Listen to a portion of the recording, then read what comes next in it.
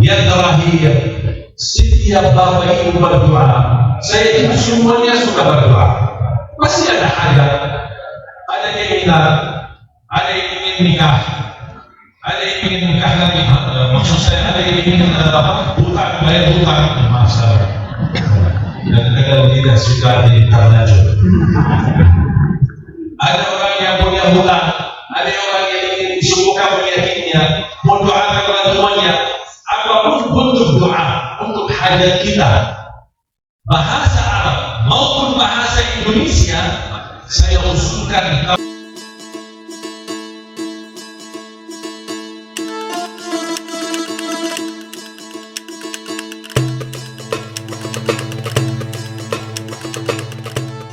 Tahsinul tilawah, panjang pendek, wakaf ibtidah, di mana ayahnya, semua ada ilmu, semua ada ijazah. Sampai ujung ijazah dari ijazah Al-Quran termasuk ijazah Al-Quran, ijazah yang termulia. Kenapa ijazah Al-Quran termasuk ijazah yang paling mulia? Karena semua ijazah terbatas. Ada ijazah sampai kepada tabi'in. Saya punya ijazah tasbih. Sampai mana tasbih? Sampai Imam Al-Hasan Al-Basri rahimahullah. Dan salah satu yang ada di dalam ijazah itu adalah guru yang mulia, seorang jamaah berasal dari Jai. Dia datang. Dia mendengar ada ijazah tertinggi di Sudan, dia berangkat ke Sudan.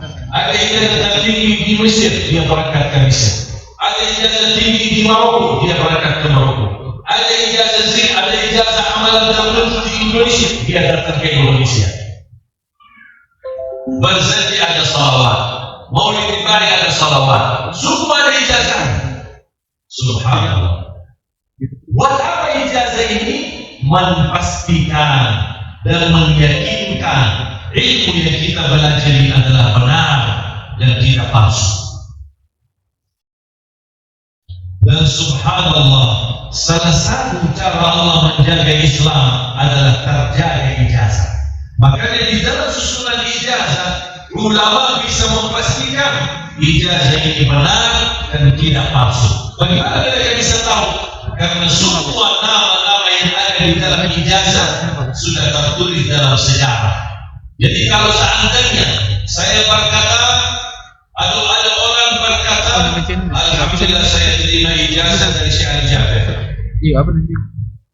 Bagaimana kita bisa tahu dia benar atau tidak benar? Terlihat dari datanya. Ali Jabir sudah meninggal dunia tahun 2000. Orang ini mengaku sudah terima ijazah dari Ali Jabir, sedangkan orang itu baru lahir tahun 2002. Oh, berarti bohong. Gimana kamu terima ijazah dari Ali Jabir? Ali Jabir sudah wafat tahun 2000, kamu lahir 2002, dan mungkin bisa bertemu, betul kan? Ulama bisa tahu itu. Makanya Imam Bukhari, kenapa Imam Bukhari hadis kitab Sahih Bukhari, kenapa menjadi kitab yang paling tinggi sudah Al-Quran, yang paling diterima oleh kalangan Ahlus Sunnah wal Jamaah, kitab yang paling diakui kebenarannya dan kesahihannya sudah Al-Quran adalah Sahih Bukhari nomor 1. Baru buku-buku yang lain. Kenapa? Karena Imam Bukhari tidak pernah cukup dengan berkata hadis dari fulan. Dari mana kamu dengar? Saya dapat hadis ini ada seorang imam berada di Kazakhstan. Dia dari situ. Kalau ada imam di Kazakhstan masih hidup, Imam Bukhari berangkat ke Kazakhstan. Mohon maaf, imam besar Kazakhstan, kamu dengar hadis ini dari mana? Saya dapat hadis ini dari seorang habib ulama di Hadramaut. Imam Bukhari berangkat ke Hadramaut.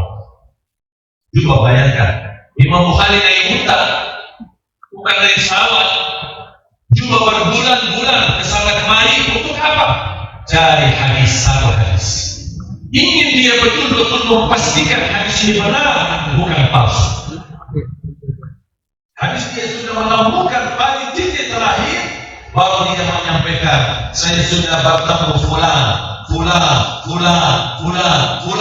dan semuanya mereka memastikan hadis ini benar. Sebelum dia tuliskan hadis ini di dalam bukunya, dia berdoa kepada Allah di tahajud malam harinya, di malam pasir, sampai dia memasukkan mukanya di dalam tanah pasirnya dan menangis, "Ya Allah, tunjukkan kepadaku kebenaran.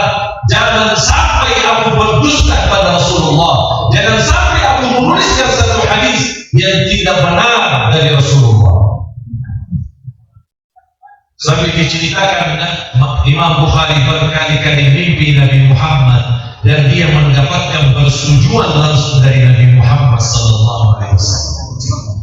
Itulah orang yang jujur. Kita sekarang gampang duduk manis di grup, kita terima hadis tanpa kita tahu asal usulnya benar atau tidak, langsung kita share. Mohon maaf saya tidak tahu isinya, tetapi saya terima dari grup sebelah. Seolah-olah dengan berkata saya terima dari grup sebelah ini, seolah-olah dia terlepas tanggung jawab akan terlibat dosa, dan dia termasuk menyebarkan hadis yang palsu. Dan Rasulullah SAW bersabda, "Man kadzaba alayya muta'ammidan falyatabawwa maq'adahu minan nar." Barang siapa yang berdusta atas namaku, dijamin disediakan tempat di neraka jahanam. Hati-hati. Tidak semua hikmah atau mutiara hikmah dalam bahasa Arab belum tentu menjadi bersabda Rasulullah. Banyak orang berkata ini kan kalimat baik. Oh, ini masih hadis Rasulullah. Qala Rasulullah sallallahu alaihi wasallam, "Utlub al-ilma walau fi as-sir, belajar ilmu walaupun di Cina." Rasul tidak pernah kenal Cina, dan Rasul tidak pernah tahu Cina. Dari mana hadis Rasul bisa sebutkan kata Cina? Ini kata mutiara, kata baik. Apa intinya? Mendorong kita untuk belajar ilmu walaupun di negara yang jauh. Kalau Cina ke Indonesia dekat, kalau di Arab berlaku belajar ilmu walaupun di Cina, tapi tidak berlaku di Indonesia karena Indonesia dekat.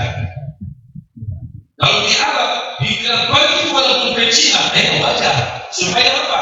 Belajar ilmu walaupun di posisi di ujung dunia ini. Belajar ilmu, itulah intinya. Dan ini kata mutiara, bukan kata Rasulullah.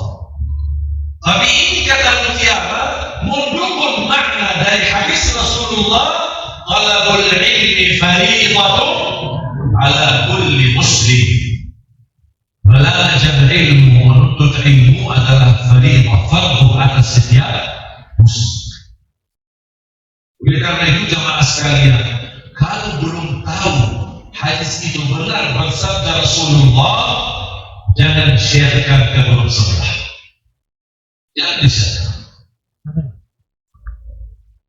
Jangan kita terjadi orang tanpa kita sadar mendusta Nabi Muhammad SAW. Hati-hati. Hal terkait agama, hati-hati. Karena banyak kata mutiara yang maknanya bagus, langsung orang berkata, "Qala Rasulullah, qala Rasulullah." Seolah-olah semua mutiara yang kata maknanya bagus, seolah-olah itu bersabda Rasulullah. Ada kalimat bagus, ada makna yang bagus, ada hikmah yang bagus, tapi belum tentu semua mutiara atau hikmah yang bagus belum tentu itu bersabda Rasulullah. Hati-hati Bapak Ibu. Jamaah sekalian dimuliakan Allah Subhanahu wa taala. Dan salah satu kemuliaan yang kita miliki dan Allah titipkan sebagai amanah kepada kita adalah Al-Quran. Al-Quran kitab yang suci. Al-Quran kitab yang sempurna. Tidak ada sedikit pun keraguan di dalamnya. Dzalikal kitab la raiba fihi. Jangankan kepalsuan, sama sekali tidak ada sedikit pun keraguan di dalamnya. Sempurna, adil, benar, shiratul mustaqim, iman, petunjuk, keselamatan, kebahagiaan, perlindung, penyembuhan, dan juga keberkahan dan kemuliaan di dunia dan di akhirat. Dan satu-satunya ibadah yang mendapatkan nilai pahala dari setiap satu huruf adalah Al-Quran. Silahkan cari semua ibadah di dalam Islam, tidak ada hitungan ibadah berhuruf selain baca Quran. Puasa bukan hitungannya bersetiap huruf atau bersetiap langkah puasa atau setiap detik kita haus. Salat tidak hitungannya setiap gerakan rukuk, setiap gerakan sujud, setiap gerakan tahiyat, setiap gerakan baca, tidak. Dihitung total salat. Salat 5 waktu dapat pahala 50. Berarti semua amalan ibadah dihitung totalnya. Satu amalan mendapatkan pahala 10 kali lipat. Kecuali Al-Quran. Hitungannya bukan setiap tilawah, bukan setiap hafal, bukan setiap setoran, tapi setiap huruf yang kita baca mendapatkan nilai pahala 10 kebaikan. Dan menurut saya ini promo dari Allah. Paham gak promo? Paham? Ada gak di pasar beli minyak goreng 1 dapat mie Indomie gratis? Ada gak? Beli 2 botol ini dapat 1 botol gratis? Ada gak? Dimanfaatkan gak Bu? Bu, dimanfaatkan promo gak? Beli sampo ini dapat 1 lagi gratis. Beli sikat gigi ini dapat 1 lagi gratis. Beli biskuit ini dapat ini gratis. Ada nggak banyak? Banyak kan? Kita manfaatkan tidak? Kita sangat memanfaatkan. Tapi kira-kira pernah nggak Bapak Ibu mendengar ada promo di pasar? Beli minyak goreng 1 botol dapat 10 botol gratis. Pernah nggak? Ada nggak? Rugi dong. Tidak ada. Allah tahu manusia suka promo. Allah tahu manusia suka memanfaatkan promo. Allah tawarkan promo lebih dahsyat daripada tawaran manusia. Kalau manusia memberikan 1 gratis, Allah berikan setiap 1 huruf kita baca Quran 10 huruf, 10 pahala. Alif Lam Mim. Kalimat tidak sampai 1 menit sudah habis ucapkannya, tapi kita mendapatkan 30 kebaikan. Alif 1 huruf, Lam 1 huruf, dan Mim 1 huruf. Sayang sekali promo Allah belum pernah. Berhari-hari lewat tidak baca Quran, berbulan-bulan lewat tidak khatam Al-Quran. Kita bisa kenal Al-Quran pas di bulan suci Ramadan. Habis Ramadan kita masukin dalam lemari lagi. Ketemu Ramadan yang akan datang ya. Subhanallah. Bukan subhanallah, na'udzubillah. Begitu luar biasa kita kikir waktu bersama Al-Quran. Berita gembira. Wal qari'u wal mustami'u ajruhuma sawa. Yang membaca sama yang disimak mendengar pahalanya sama. Berarti mohon maaf, tidak ada uzur lagi bagi orang yang belum bisa baca Quran. Belum bisa baca, bisa simak tak? Bisa dengar? Setel muratal, CD muratal, YouTube sambil kita dengar dapat pahala. Setiap 1 huruf yang kita dengar kita dapat 10 kebaikan. Ada orang berkata, saya bisa nanti, bisa baca, tapi bermata-mata. Saya takut dosa. Biar dengan mata-mata, keberatan, susah-susah. Akhirnya saya jadi dibaca. Saya khawatir mata-mata saya justru mengantar dosa. Gimana solusinya? Saya jawab, bukan saya yang jawab, tapi Rasulullah menjawab. Walladhi yaqra'ul Qur'an wa yatata'na'u fihi wa huwa 'alaihi syaq lahu ajran. Barang siapa yang membaca Al-Quran kemudian dia berbangga-bangga. Terima kasih ya Rasulullah. Sudah duluan nampaknya Rasulullah tahu bakal umatnya banyak bata-bata. Makanya Rasul sudah tahu 1400 lalu umatnya banyak orang bata-bata dalam baca Al-Quran. Masih banyak belum bisa baca Quran. Masih banyak orang buta huruf. Rasul sudah tahu. Makanya Rasul memberikan solusinya. Barang siapa yang membaca Rabbil Alamin Ar-Rahmanir Rahim Maliki Yawmiddin Iyyaka na'budu wa iyyaka nasta'in. Baca kan? Itulah setiap 1 huruf 10 kebaikan.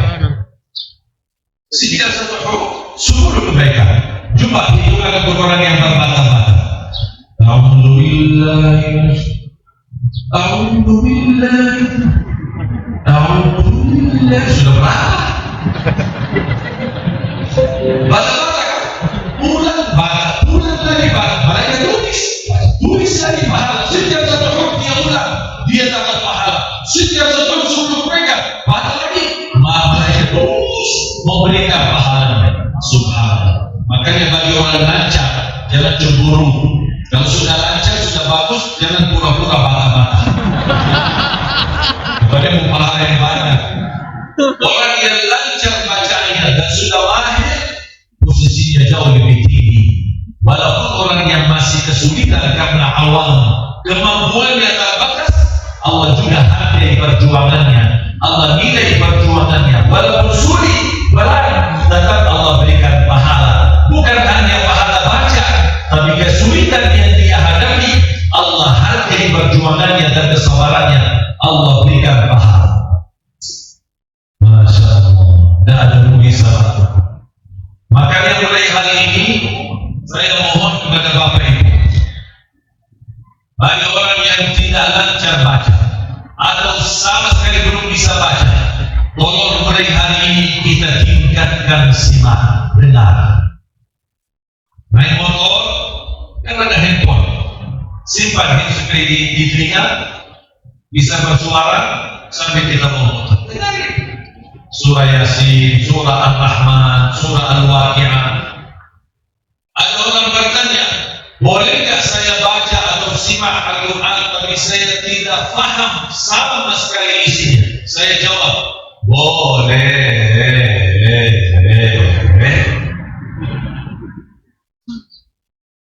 Karena Rasul menjanjikan setiap satu huruf 10 kebaikan, tidak dikaitkan dengan faham. Standar setiap satu huruf 10 kebaikan. Kalau bisa paham, lebih lagi tinggi pahalanya. Paham dalam hayati, lebih tinggi lagi pahalanya. Baca, paham, hayati dan beramalkan, lebih lagi kesempatannya. Kalau tidak bisa semuanya, jangan tinggalkan paling tidak standar. Baca walaupun tidak paham.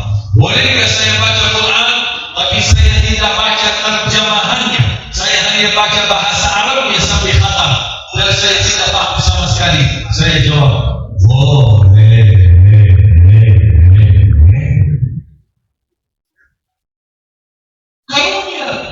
Karunia dari Allah, dan Rasulullah tidak pernah berkata harus paham. Karena paham itu langkah kedua, hayati langkah ketiga, amalkan langkah keempat. Kalau kita tidak bisa semuanya, la yukallifullahu nafsan, jangan tinggalkan semuanya. Jangan beralasan tidak paham, malah tinggalkan baca. Jangan alasan belum mampu menghayati, kita malah tinggalkan hafalan. Jangan karena belum mampu mengamalkan, kita malah tinggalkan baca dan simak. Mulai malam ini, hari ini, sore ini, begitu ada pola, tolong tingkatkan simak.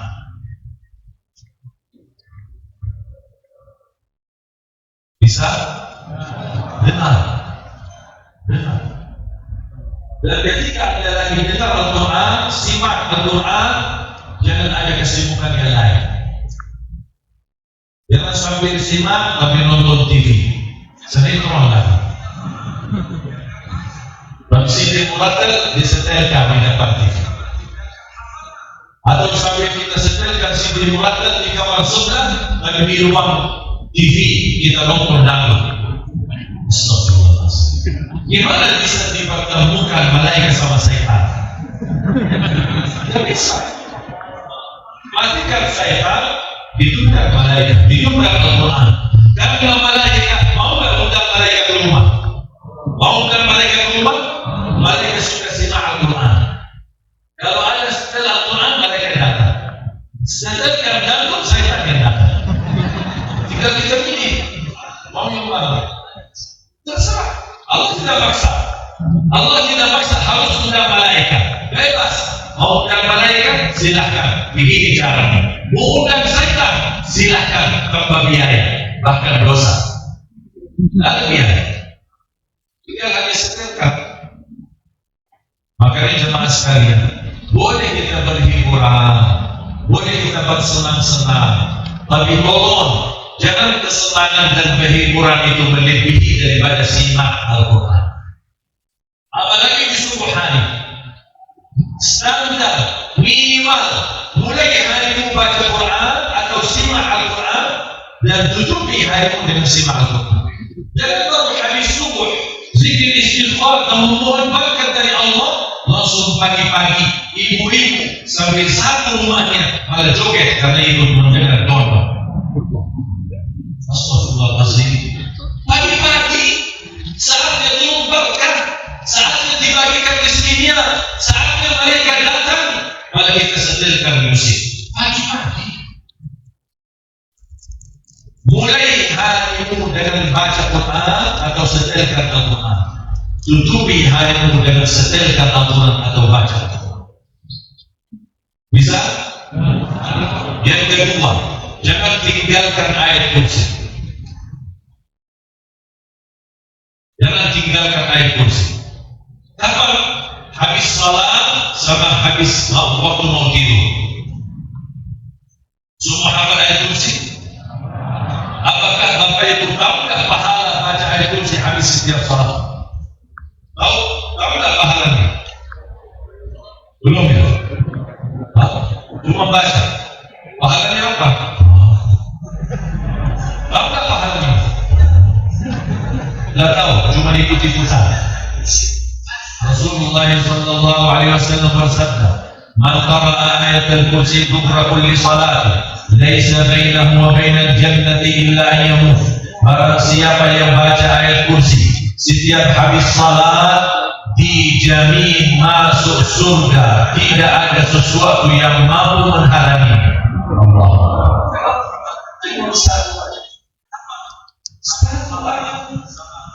Jangan tinggalkan ayat kursi habis salat. Jangan tinggalkan. Mohon maaf, buru-buru, ada janji, ada rapat, ada meeting, buru-buru mau keluar dari masjid atau musalla, begitu selesai salat, astagfirullah, astagfirullah, astagfirullah, Allahumma antas salam, wa minkas salam. Sampai selesai, langsung baca ayat kursi. Allahu la ilaha illa huwal hayyul qayyum. Terus zikir-zikir yang lain gimana? Tidak apa-apa, sambil jalan. Subhanallah 33, Alhamdulillah 33, Allahu Akbar 33, itu sambil jalan boleh. Karena zikir habis salat tidak semestinya di masjid. Bisa sambil jalan kita melanjutkan hajat kita sambil kita lanjutkan zikir-zikir habis salat. Intinya jangan tertinggal ayat kursi habis salat, karena itu jaminan masuk surga Allah.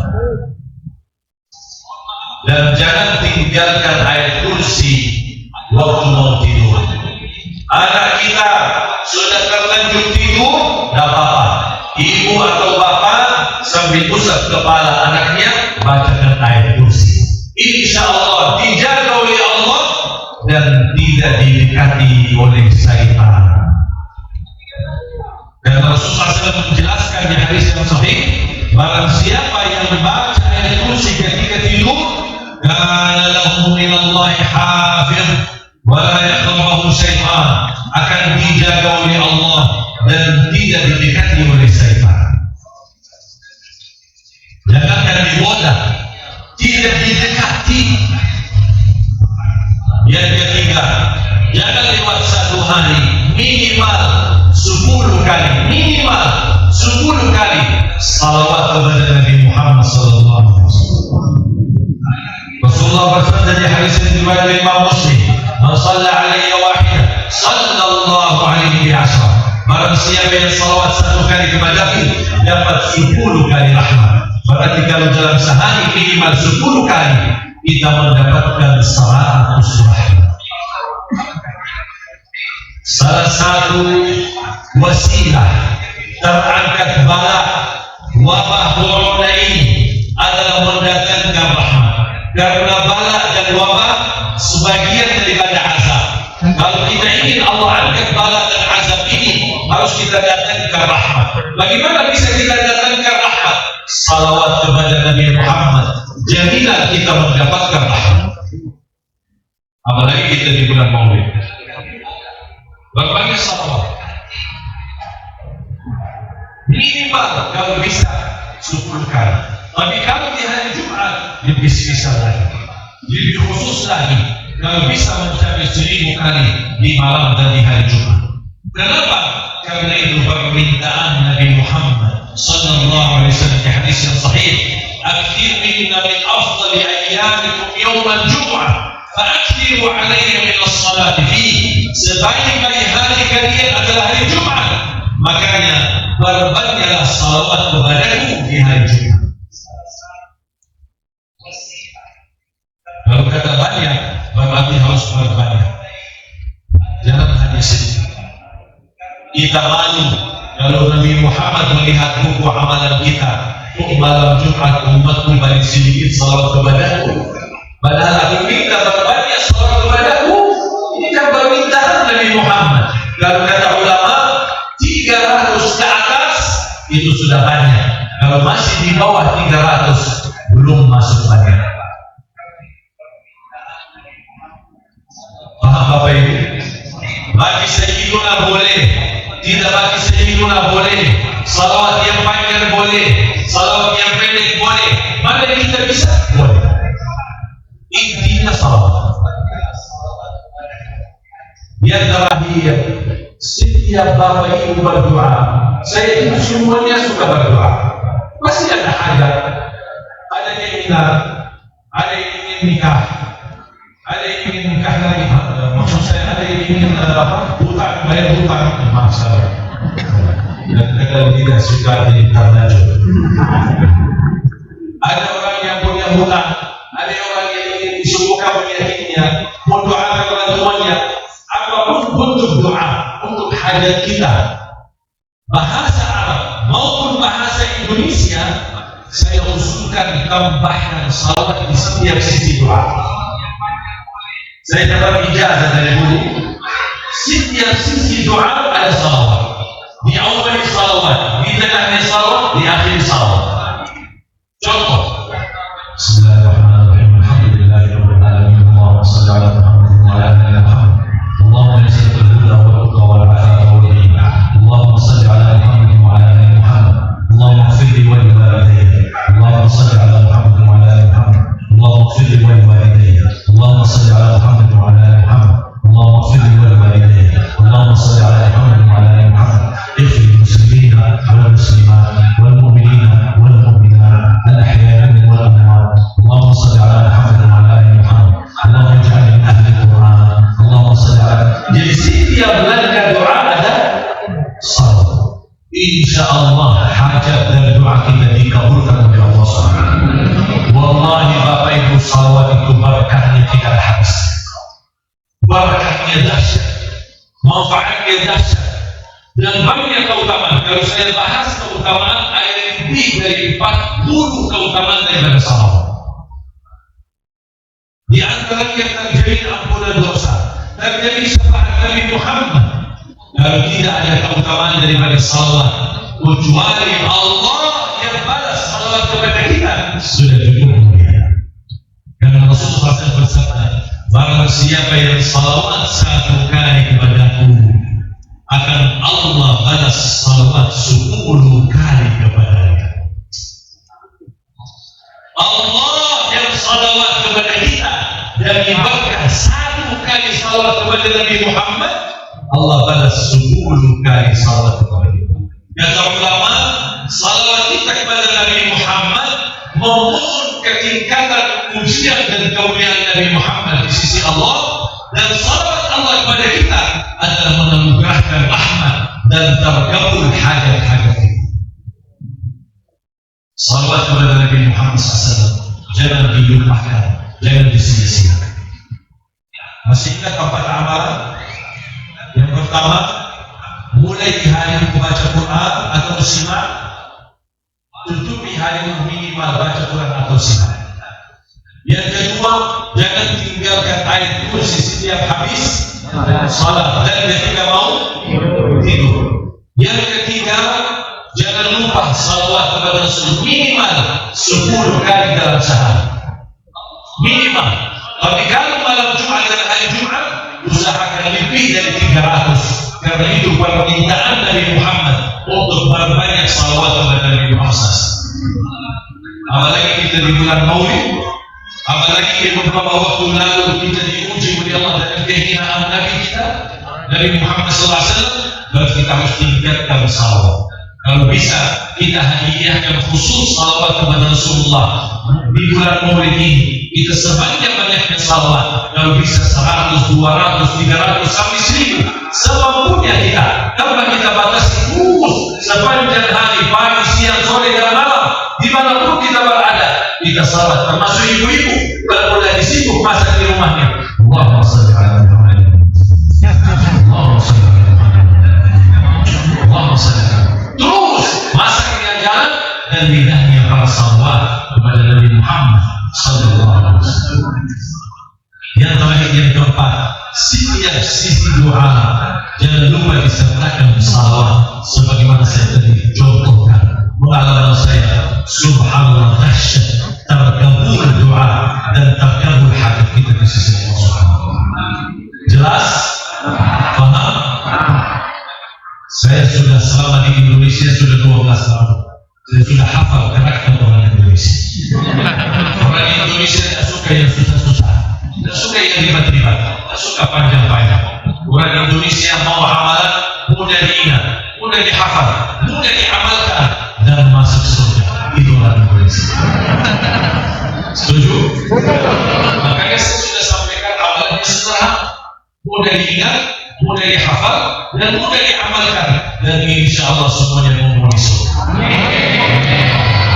Mohon doa restu, doakan kami, dan kita harap bersama-sama ayo kita sukseskan dan kita ikut memperjuangkan gerakan 1 juta menghafal Al-Quran untuk negeri kita Indonesia tercinta. Kalau orang berkata Madinah dan Makkah pusatnya kedatangan Islam, saya jawab Indonesia pusatnya kebangkitan Islam untuk dunia di zaman sekarang. Insya Allah kita bersama-sama menjadikan Indonesia sebagaimana negara terbesar penduduk Islam. Insya Allah pula akan menjadi negara terbesar di dunia para penghafal Al-Quran.